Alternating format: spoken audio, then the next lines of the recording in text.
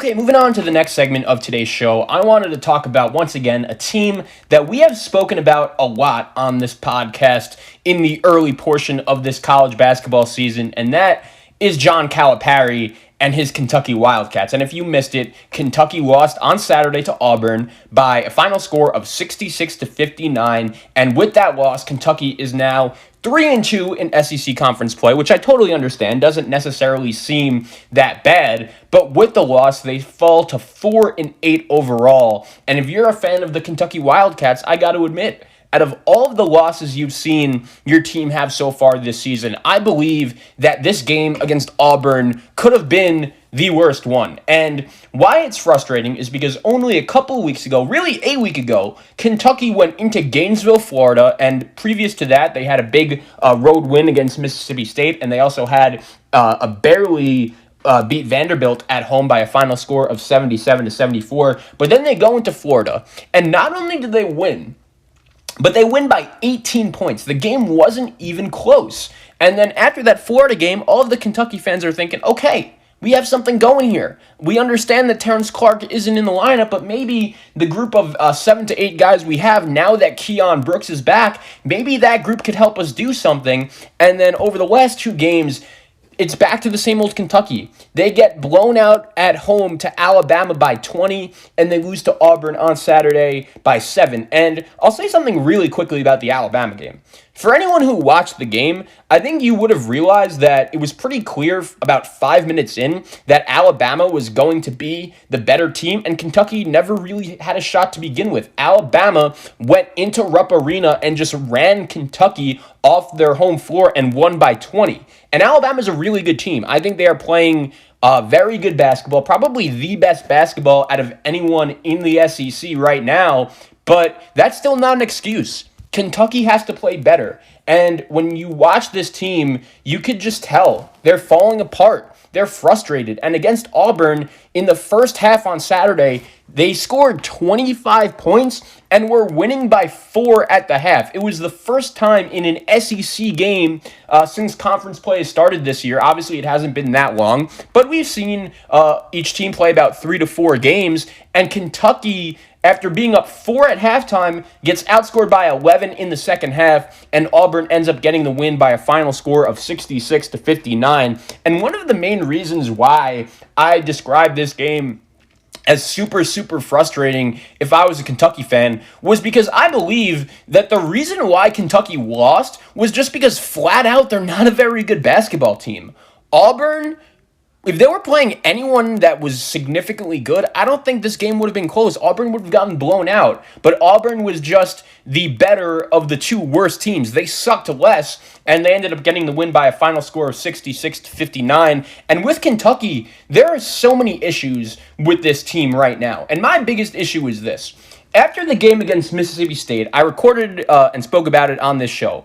Dante Allen, after John Calipari got ejected, was really the main reason why Kentucky ended up beating Mississippi State. He was hitting 3 after 3 after 3. And let's face facts. When you watch the University of Kentucky play basketball these days, there is no one who is even a threat to score the basketball. Besides Dante Allen, he is really the one shooter Kentucky has. And I understand, Devin Askew is really the only player that has gotten better and better and better since the season has started for Kentucky, but he's an assist guy. He could hit a 3 once in a while, but Askew is not a guy that if you're Kentucky, you want to be relying on to hit threes. I actually do think Dante Allen is that guy. And my problem with John Calipari's game plan was the fact that Dante Allen didn't even play until 7 minutes into the second half.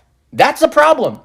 He finished the game with 8 points, 2 of 6 from 3, when no one on Kentucky hit more than 1 3, and they hit 4 threes all game, and Dante Allen had 2 of them. If you're John Calipari, I totally understand that you've been doing this one-and-done thing for the last 10 years, and you have been super, super successful at it. And I've been someone that has really complimented John Calipari over the last couple of years. Since he's gotten to Kentucky, he has done a phenomenal job of not only importing talent into his program, but also making sure that as the season goes on, even if his team is struggling a little bit, the freshmen always seem to get better and better and better. as the season goes on. And once again, besides Devin Askew, I don't see the freshman getting better with this Kentucky team at all. And with Dante Allen, he has to be right now, the way he's playing, your number one scoring option. And I know that's crazy to say when you look at BJ Boston and the fact that he's a top 10 recruit. Olivier Sarr was one of the best transfers on the market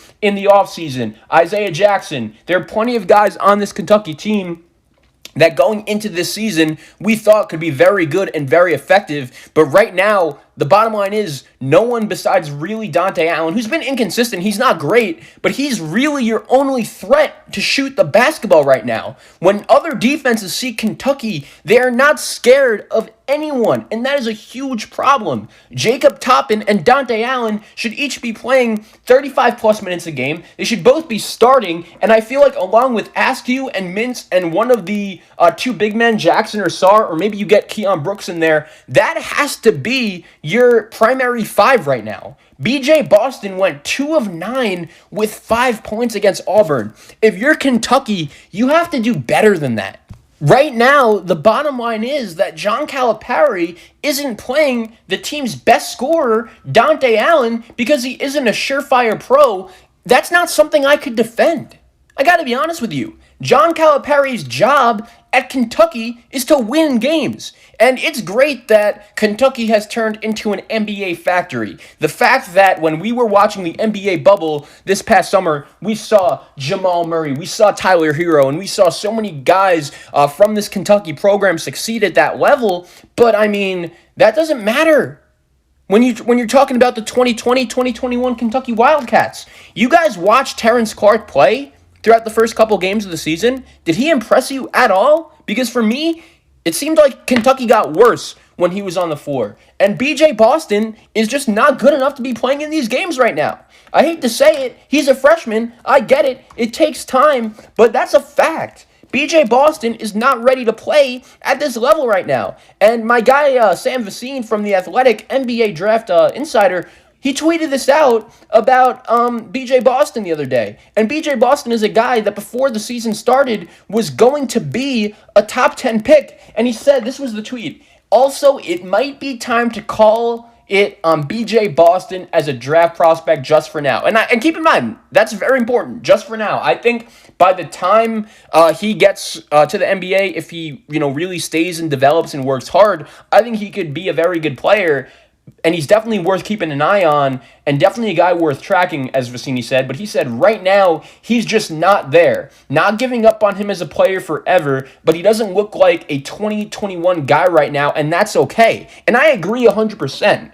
I understand that over the last couple of years, the perception of college basketball has been, if you're a very talented freshman, you just want to get to the NBA as soon as possible in order to get your second contract and make the most money as soon as possible. And I totally understand that everyone's situation is different. And in some situations, you just want to make some money as soon as possible to provide for your family. But if BJ Boston wants to be a top 5, top 10 pick, and I do think he has that talent, he could get there, he is not going to be a top 5 pick in this year's draft. That's just a fact. And the one comparison I'm going to make to BJ Boston right now is Quentin Grimes. Quentin Grimes was a guy that going into his season while he played at Kansas was regarded as a top 10 recruit, and he was a guy that many people had being a top 5 pick in the NBA draft, and some people even had him as the best player in college basketball. That's how high some people were on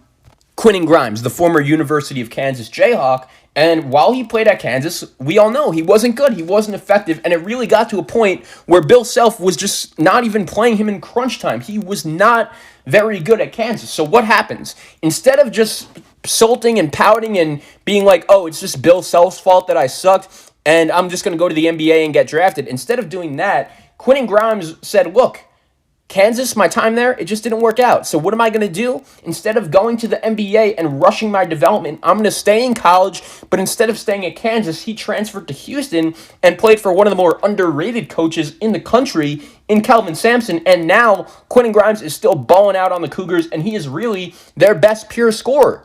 I understand that BJ Boston is a guy that going into this COVID college basketball season, which has been very harsh on many, but he was a guy that was considered to be a lock top 5 pick. He was getting the Brandon Ingram comparisons. He was just known to be a natural scorer, and it just hasn't worked out that way. Looking at his stats, BJ Boston is averaging 11.5 points, 5.3 rebounds on 17.5% from three. 17.5.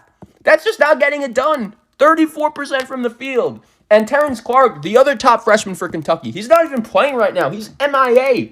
He was averaging 10.7 points per game on 22% from three and 43% from the field. And oh yeah, let's not forget, my dude was averaging 3 turnovers a game.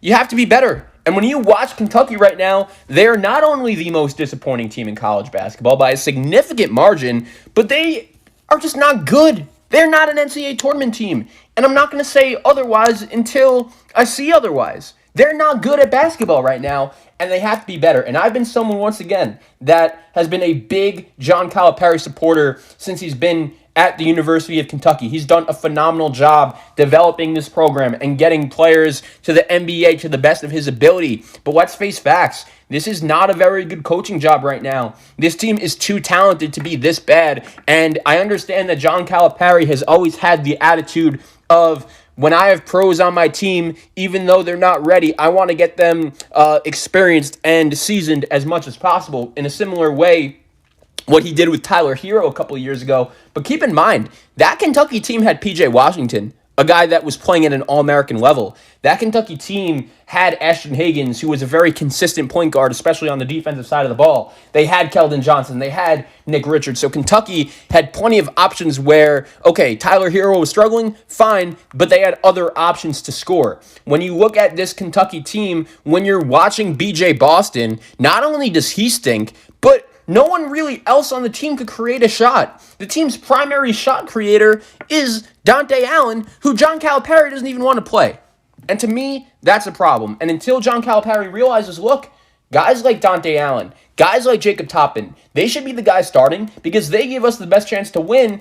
That's when I think Kentucky will improve. And I understand it's a very young team. When you have freshmen on a team, especially 4 or 5 of them where you're relying on them a lot, this is bound to happen eventually. But I'm so surprised how quickly the rails have fallen off with this Kentucky team, considering the hype they had in the offseason, considering the hype that BJ Boston and Terrence Clark had, and considering John Calipari's history. It's unbelievable. And I'm telling you, the game against Auburn would have put me over the edge, because that is a game that Kentucky easily could have won. Auburn did not play particularly well, but the problem is neither was Kentucky. And when you look at Kentucky's next 3 games, at Georgia, home against LSU, and at Alabama, does anyone feel confident they're winning any of those 3 games? And I'm being serious, man. Georgia, are they good? No. But you know who else is not good? Kentucky. And the game is in Athens. I don't know if I could trust Kentucky to go on the road to beat anyone right now. And I'll just state it like it is. John Calipari needs to be better.